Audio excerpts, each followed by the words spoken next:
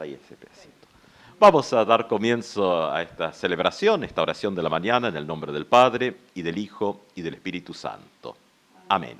Señor, abre mis labios, cantará mi boca tu alabanza. Señor, te confieso todos mis pecados, mis flaquezas y mis fallas, mis muchísimas fallas.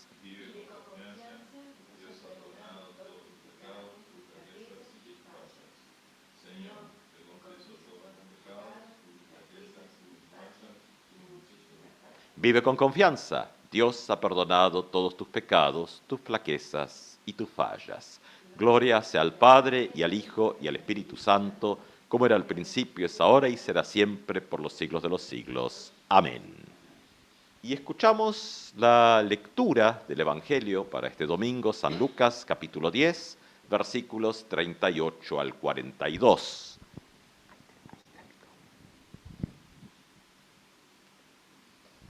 El encuentro de Jesús con Marta y María. ¿Ya lo tienen? Sí, y está proyectado. Ya está. Mientras iban caminando, Jesús entró en un pueblo y una mujer que se llamaba Marta lo recibió en su casa. Tenía una hermana llamada María, que sentada a los pies del Señor, escuchaba su palabra. Marta, que estaba muy ocupada con los quehaceres de la casa, dijo a Jesús: Señor, ¿no te importa que mi hermana me deje sola con todo el trabajo? Dile que me ayude.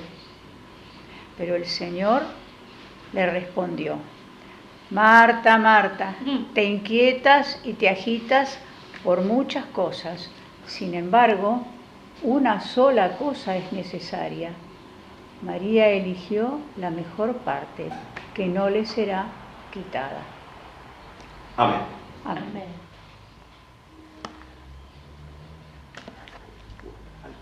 Dalito. Gracias. Gracia y paz a ustedes de Dios nuestro Padre, de su Hijo Jesucristo. Amén. Amén.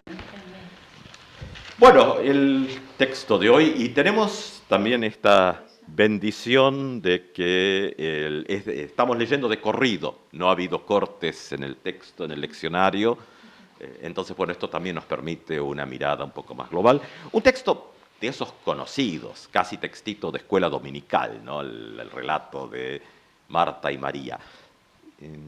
Y bueno, un texto que una cosa es leerlo solito y otra cosa si lo leemos dentro de cómo Lucas viene contando esta historia, esta narración grande. Cuando nos acercamos al texto, y a veces el problema está que nos podemos acercar con muchas lecturas sobre lecturas ya hechas y no tanto por ahí lo que el texto juega dentro del relato más grande de Lucas, ¿no? Y uno puede haber escuchado los peores sermones sobre este texto también. Es decir, totalmente fuera de foco, como el desprecio hacia los quehaceres domésticos. Bueno, hay un montón de cosas que aparecen a veces y que está muy lejos de lo que el propio relato está construyendo. Tengamos en cuenta que esto viene a continuación, esta temática más grande que veníamos leyendo en Lucas, ¿no? Viene a continuación de la parábola del samaritano. Entonces, no podemos o no debemos evitar el contexto del propio texto, o sea, el entorno. Es decir, no es algo suelto, aunque lo leamos de manera suelta. Y entonces al leerlo dentro del texto más grande y haciendo un poquito de memoria de los recorridos, vamos a ver que juega dentro de un sentido mayor. Ahora, los personajes en este escenario, Marta, María, Jesús, muy recortadito, ¿no? Porque no aparecen los discípulos, no aparecen otros, es muy recortadito. Estos vínculos, que posiblemente es parte de la tradición, porque también el Evangelio según San Juan levanta algo de los relatos del vínculo de Jesús con esta familia, digamos, porque Juan nos va a traer lo de Lázaro y otros relatos, pero aparecen los mismos personajes. Este es un recorte chiquitito que hace ahora nuestro relato grande de Evangelio, lo que venimos leyendo, dentro de la secuencia, claro. Y lo llamativo del texto es justamente lo despojado que está de otros personajes. O sea, el evangelista ha afinado la mirada en un recortecito porque quiere ajustar, y ahora hay que mirar un poquito porque, claro, las traducciones también, la traducción siempre tiene, aún las mejores, se hacen desde algún lugar. Quien traduce lo hace también desde sus propias experiencias, de sus propios entornos, de su propia manera de mirar el mundo. Es muy difícil tener una asepsia total en estas cosas. Casi que no hay. Entonces lo que uno tiene que hacer es revisarse a uno mismo también en esto. Cosas llamativas, porque en general nos acercamos al texto con miradas, bueno, ahora diremos del siglo XXI, uno decía el siglo XX hasta no hace tanto, pero bueno, estamos ya navegando el XXI. Entonces, y estas cuestiones que las propias experiencias y los elementos que van entrando, que nos hacen también replantearnos, hacernos más preguntas y cambiar formas de mirar. Y esto es saludable y es buenísimo poder hacerlo. ¿Qué decía la señorita Cristina hace un rato? Que después de algunas experiencias, allá hace un par de años, cuando dirigía la escuela, dijo, y después de ver eso, no molesté más a los zurdos, ¿no? Es decir, los cambios que vamos experimentando y que nos alimentan y nos transforman para bien. Sí. Entonces, cuando leemos el texto, lo leemos desde una cantidad de experiencias también, y ahí es donde tenemos la parte positiva de traer nuevas cosas, y a veces la parte donde decir, bueno, el texto fue redactado hace 2000 años, año más, año menos. Sí. Década más, década menos. Sí, pero no es un texto de ayer, es un texto de antes de ayer. Entonces, también tener esto en cuenta. Y pensar un poco qué cosas que pueden sonar muy naturales hoy en día, a lo mejor en la época era un poco diferente. Tengamos en cuenta que todavía son épocas donde el lugar social de la mujer era aún más atrás de lo que es hoy en día, que tampoco es tan igualitario como a veces quisiéramos pensar, ¿no? Cuando uno mira estadísticas a nivel mundial, uno ve también que para los mismos puestos, en muchos casos las mujeres ganan menos que los varones. O sea que tampoco está todo tan emancipado y también. Pero en la época, en una época donde la mujer estaba, y recuerden los 10 mandamientos para ir un poco más atrás, ¿no? No codiciarás la mujer de tu prójimo, ni su siervo, ni su criada, ni su buey, ni su asno, ni cosa alguna de tu prójimo, el 10º, ¿no? O sea, dentro del inventario de propiedades del padre de familia, en ese modelo patriarcal, la esposa parecía como una propiedad también. Sí. Y aún. Entonces, cuando leemos este texto, nos vamos a encontrar con sorpresas, con Marta y María. La casa es la casa, y el texto nos dice que mientras iban caminando, Jesús entró en un pueblo y una mujer que se llamaba Marta lo recibió en su casa. Sí. Cosas interesantes. Lucas le pone nombre, nos trae los nombres de las mujeres, y es más, la casa es de Marta. La casa es de una mujer. Sí. Y esto para la época es interesante. Y cuando se habla de casa, nosotros hoy en día, nuestra casa es el lugarcito donde vivimos, ¿no? Eso es nuestra casa. Pero en el sentido de época, y en lo que nos trae un poco la tradición del texto griego, casa es mucho más que el lugar, es todo lo que hace a la vida y la organización de la vida de esa comunidad pequeña, familiar, tribal, estamos ahí en límites entre estas cosas. Entonces, la casa es el nido, es todo lo que hace al bienestar, todo lo que hace al alimento, todo lo que hace a la organización. Casa es mucho más que un simple edificio, es el lugar vital. La palabra hogar no cabe acá. Podría traducirse como hogar, ¿sí? Lo más grande es lo que estás Sí. diciendo vos. Sí. En esta idea de que es toda la organización también. Sí. Entonces, aquí ya un dato para tener en cuenta.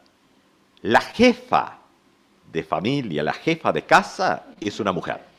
Cosa que para la época es, digamos, por lo menos para lo común, no es lo más común. Y si uno quiere ir haciendo lecturas también de posibilidades de texto y uso de las palabras, vamos a encontrar más cosas. Vas a encontrar. Entonces, María, la hermana, también está ahí.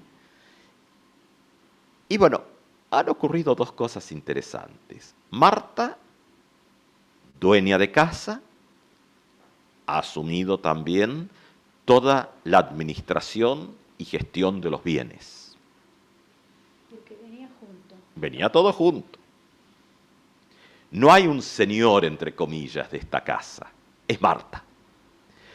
Estas cosas interesantes, ¿no? Lutero llamaba a su esposa, a Catarina von Bora, hablaba de Catarina como, cuando se refería a ella, hablaba de Catarina o Käthe, como le decía, Katy, Käthe en alemán, le decía, mi señor. ¿Cómo es en alemán? A Catalina le decía Käthe a su señora, por Catalina. No, pero ¿cómo se pronuncia en alemán, dijiste? Käthe le Debe decía haber alguna a dirección Catalina. por ahí. No, pues. Käthe, como se llama Katy, le decía Käthe. Será Katy con una dirección, Sí. algo así. La cosa es que vemos ahí en Lutero como en su mirada medieval, al llamar a su señora señor, decía mi señor, era, ¿por qué? Porque la que llevaba la casa adelante y la gestionaba y la administraba era Catalina von Bora. Entonces Lutero le dice, mi señor, Herr Käthe. Es un juego con las palabras, pero para mirar esto de cómo a veces son nuestras construcciones. Marta es jefa de familia, de hogar, y es la que lleva adelante esta casa en este sentido amplio. Ahora, María, y el texto por eso ha removido los demás personajes justamente para que podamos observar esto.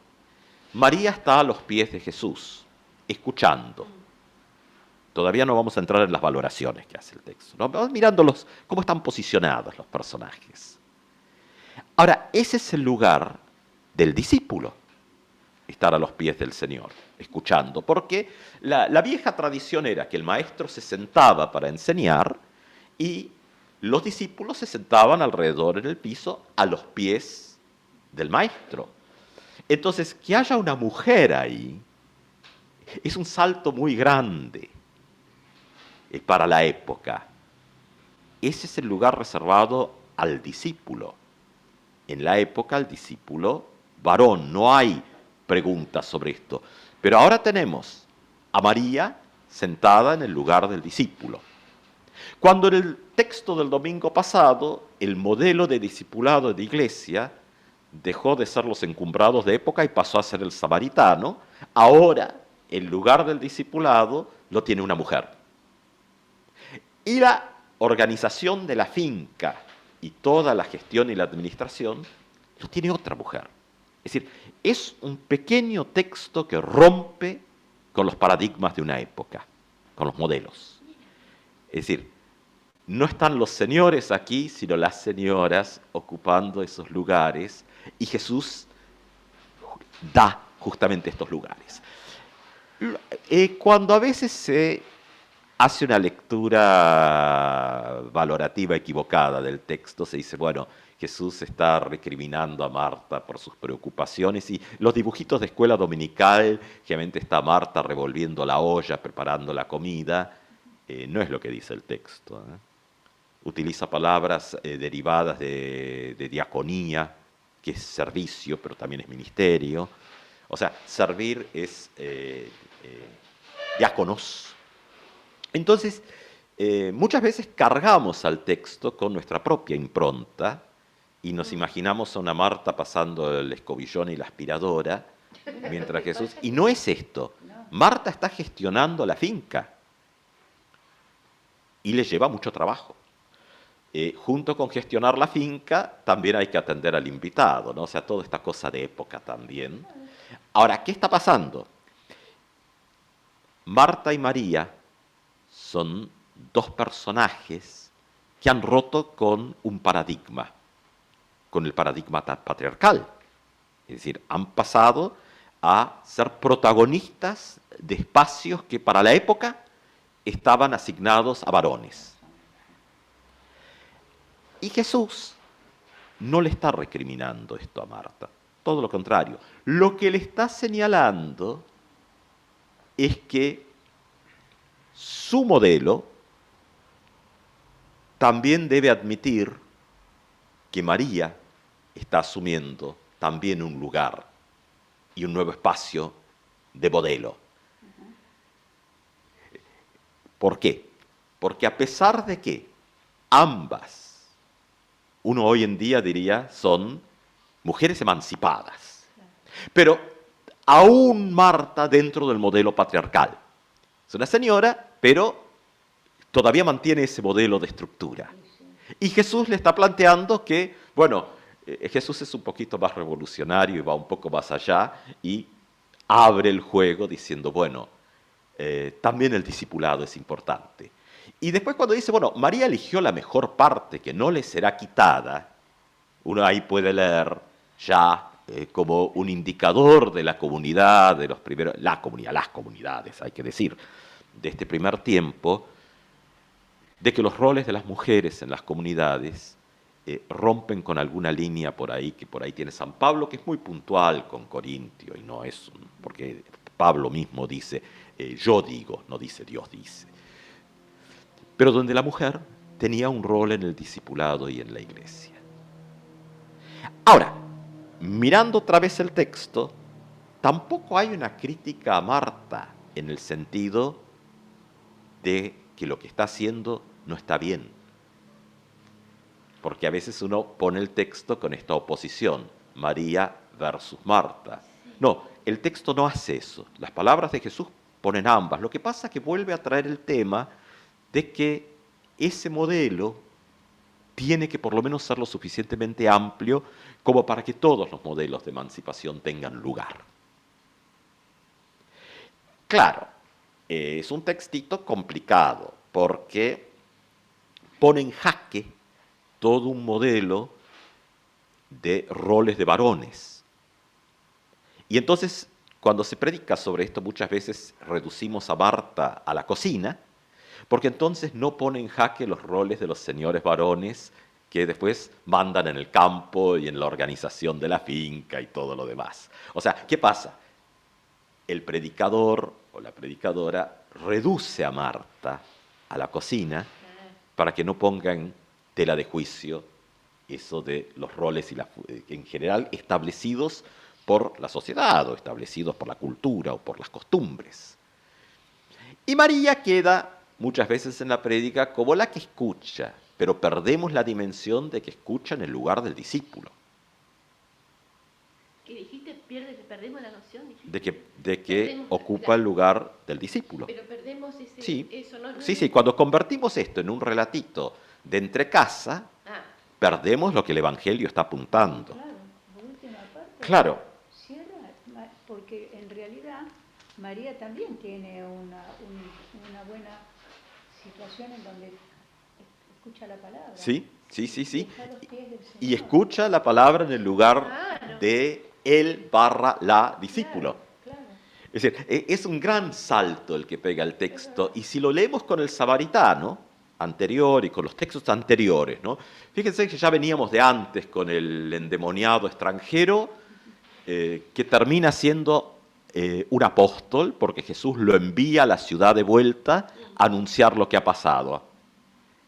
La palabra que usa en griego es apostelo, lo envía, porque apóstol es enviado, es eso, nada más que eso. O sea, un extranjero endemoniado, curado, termina siendo apóstol de los gentiles ahí del otro lado del lago. El samaritano despreciado termina siendo el modelo de discipulado y de iglesia para la comunidad cuando los muchachos estos, los señores un poco antes, querían mandar fuego del cielo, Santiago y Juan, los hijos de Zebedeo, querían mandar fuego del cielo para consumir los samaritanos que no recibieron a Jesús. Pero es el samaritano después el que va a ser modelo de discipulado por haber hecho misericordia. Y ahora sí reciben a Jesús estas dos mujeres, Marta, que es jefa de casa. Es decir, ven cómo Lucas va construyendo y al mismo tiempo desarticulando una cantidad de prejuicios y modelos de la sociedad de época y también de nuestras sociedades y de nuestra época. Y uno puede ir aún más ahondando en el texto, pero para que no se nos haga demasiado tarde, tomar estos elementos hoy. Es un bellísimo texto que también mantiene esta distinción clara entre ley y evangelio, es decir, la diaconía y todo lo que hace a los quehaceres es importante, pero la palabra transformadora del evangelio que sale de Jesús, aquí en este relato, es clave para justamente poder salir de los modelos tradicionales y encontrar nuevas formas y nuevas posibilidades para todos y para todas. Este pequeño texto, tan chiquitito, tan despejado de personajes, viene desarmando dentro del relato de Lucas esto que Jesús está haciendo, ¿no? Esto de donde los modelos tradicionales se desarman en función de nuevos modelos con nuevo sentido, donde las limitaciones que coloca la cultura, la sociedad, nuestras formas de ser, lo que hemos aprendido, este texto nos lleva a desaprender y volver a mirar las cosas de otra manera. Así como la anécdota de cuando empezamos, que contaba la señorita Cristina, cuando después de algunas experiencias y de haber tenido al pequeño profesor Fernández de alumno, supongo que también habrá sido toda una experiencia de vida para la pobre maestra. Es decir, todo esto, es decir, nos cambia. Y esto también es buena noticia, porque esto justamente es lo que trae Jesús, un mensaje de transformación que nos coloca dentro de otra economía. Es decir, junto con la economía que Marta tiene que administrar, está también la economía del reino de Dios. Y esto viene a través de la palabra.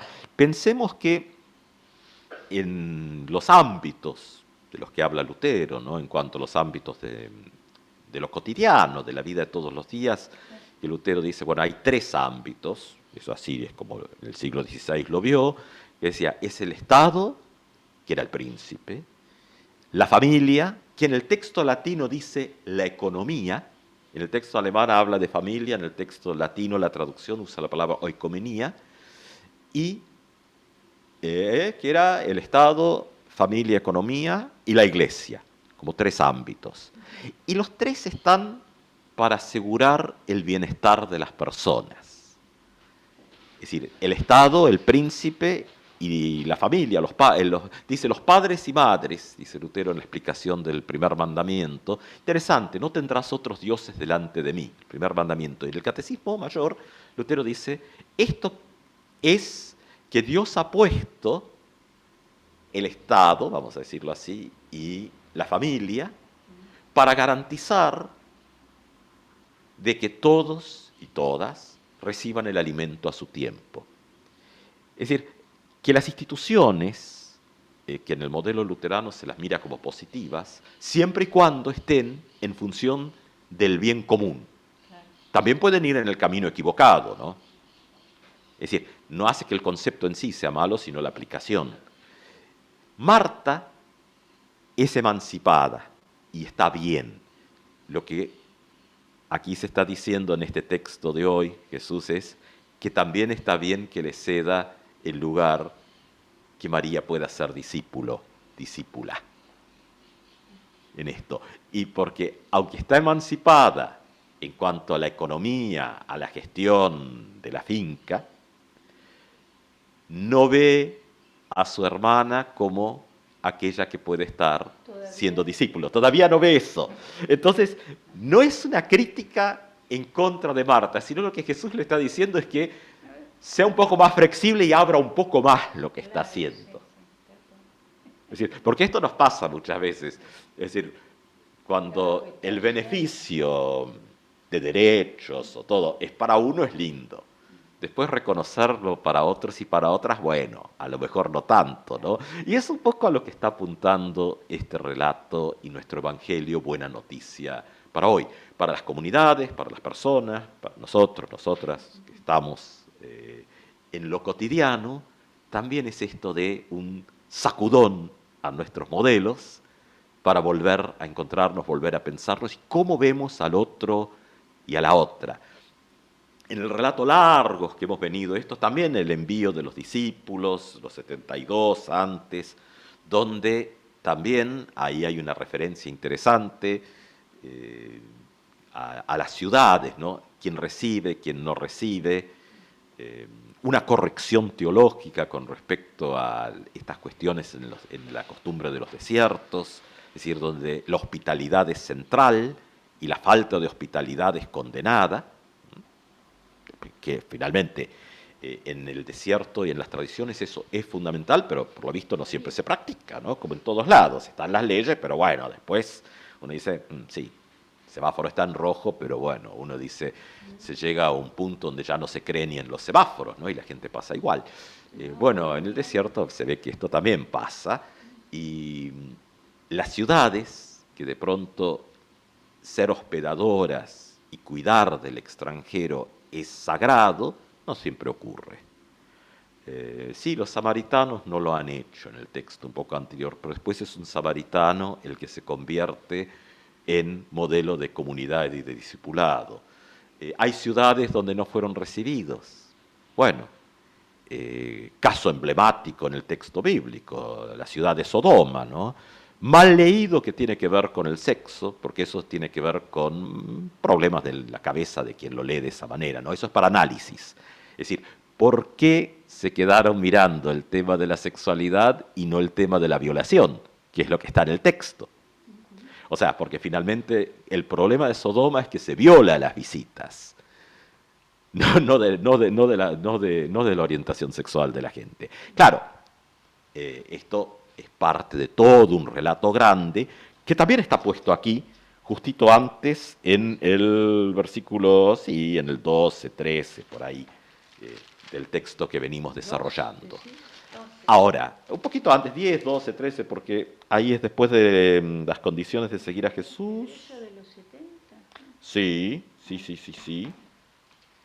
Esperen un poquito.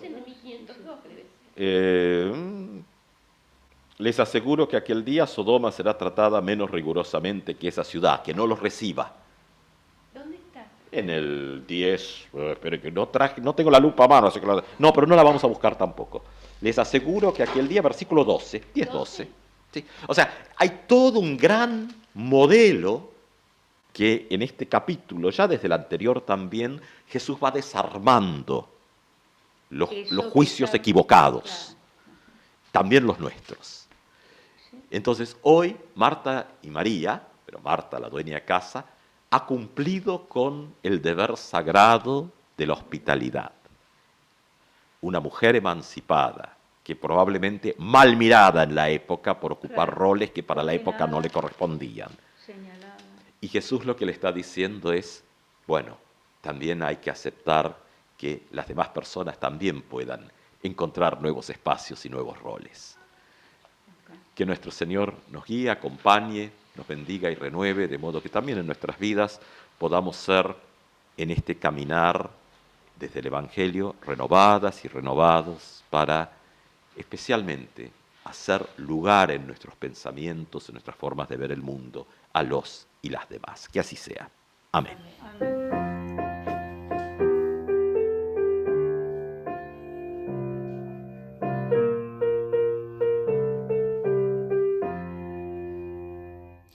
Rodeados solo de buenos poderes, fielmente protegidos frente al mal.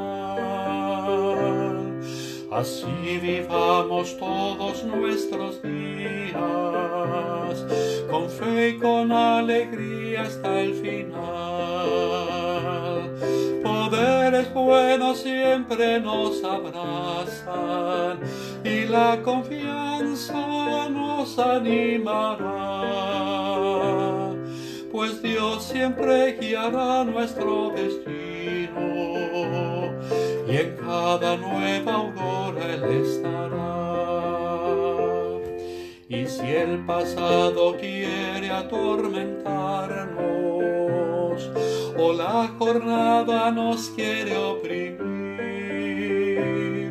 oh Dios, por gracia alivianos la carga, impúlsanos el alma a vivir. Poderes buenos siempre nos abrazan y la confianza nos animará, pues Dios siempre guiará nuestro destino y en cada nueva aurora Él estará. Y cuando los silencios nos circunden, haznos oír el tono de tu voz, y al mundo entero entonando fuerte un nuevo canto de adoración. Poderes buenos siempre nos abrazan y la confianza nos animará, pues Dios siempre guiará nuestro destino y en cada nueva aurora Él estará.